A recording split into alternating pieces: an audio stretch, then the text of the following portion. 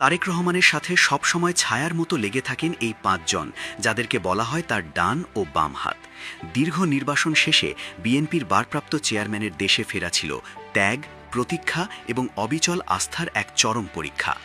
এই ঐতিহাসিক মুহূর্তে তাকে ঘিরে থাকা হাজারো জনতার ভিড়েও বিশেষ নজর কেড়েছে হাতে গোনা কয়েকজন মানুষ।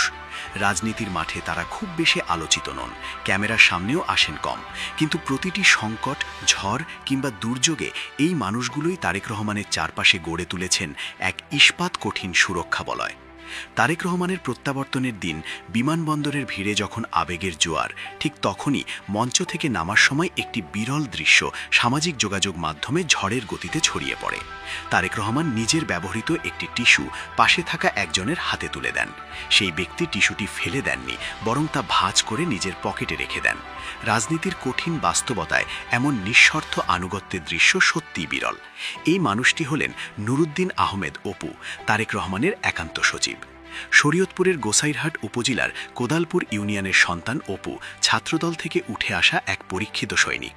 2018 সালের জাতীয় সংসদ নির্বাচনে শরীয়তপুর 3 আসনে তিনি ছিলেন বিএনপির প্রার্থী। নির্বাচনের ঠিক আগ মুহূর্তে ভয়াবহ হামলার শিকার হয়ে তিনি প্রায়ণের দুয়ার থেকে ফিরে আসেন। আহত অবস্থায় অপুকে হেলিকপ্টারে ঢাকায় এনে চিকিৎসা দেওয়া হয়, আর সেই চিকিৎসাধীন অবস্থাতেই তাকে গ্রেফতার করা হয়। প্রায় 6 বছর কারাবাসের পর মুক্তি পেলেও নেতার প্রতি তার আনুগত্যে বিন্দুমাত্র ভাটা পড়েনি। আসন্ন ত্রয়োদশ জাতীয় সংসদ নির্বাচনে একই আসনে দলের মনোনয়ন পাওয়াই প্রমাণ করে তিনি নেতার কতটা আস্থার পাত্র। আরেকটি দৃশ্য অনেকের হৃদয়ে দাগ কেটেছে। দেশের মাটিতে পা রেখেই তারেক রহমান জুতা খুলে খালি পায়ে দাঁড়ান এবং এক মুঠো মাটি তুলে দেন তার দীর্ঘদিনের সহচর ইঞ্জিনিয়ার আব্দুর রহমান সানির হাতে। ব্রাহ্মণবাড়িয়ার আখাউড়া সন্তান সানি লন্ডনে স্থায়ীভাবে বসবাস করলেও বিএনপির রাজনীতিতে তার কোনো আনুষ্ঠানিক পদ নেই। অথচ লন্ডনে দলের নেতাকর্মীদের সাথে তারেক রহমানের যোগাযোগের প্রধান সেতুবন্ধন ছিলেন তিনি। সভা সমাবেশে তারেক রহমান যে মঞ্চে উঠতেন, ঠিক তার পেছনে চেয়ারটি বরাদ্দ থাকত সানির জন্য। দেশের মাটি সানির হাতে তুলে দেওয়ার মাধ্যমে তারেক রহমান যেন তার দীর্ঘ নির্বাসিত জীবনের ছায়া সঙ্গীকে এক নীরব সম্মান জানালেন।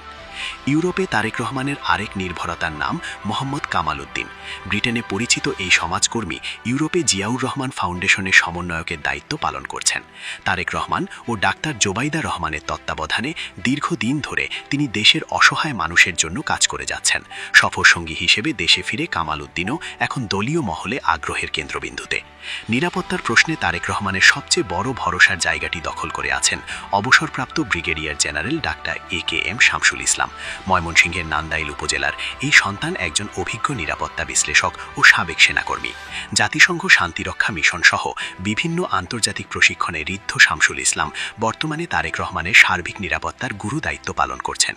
জনসেবায় তারেক রহমানের মানবিক মুখ হিসেবে কাজ করছেন আতিকুর রহমান রুমন।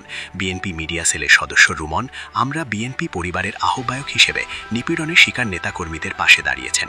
ঈদের সময় খাদ্য সামগ্রী পৌঁছে দেওয়া কিংবা অসুস্থ কর্মীর চিকিৎসার ব্যবস্থা করা, সবই তিনি করেছেন অনেকটা নীরবে। তারেক রহমানের চারপাশে থাকা এই মানুষগুলো আলোয় নয়, বরং ছায়ায় থেকেই পালন করছেন তাদের ঐতিহাসিক দায়িত্ব।